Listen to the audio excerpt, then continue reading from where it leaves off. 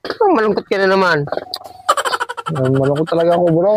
Tabagay yung tinatawag akong plastic eh. Kapag ka tinatawag ka, brother, na plastic, kamagin mo rin siyang papel. Dahil hindi ka naman magiging plastic kung walang pumapapel.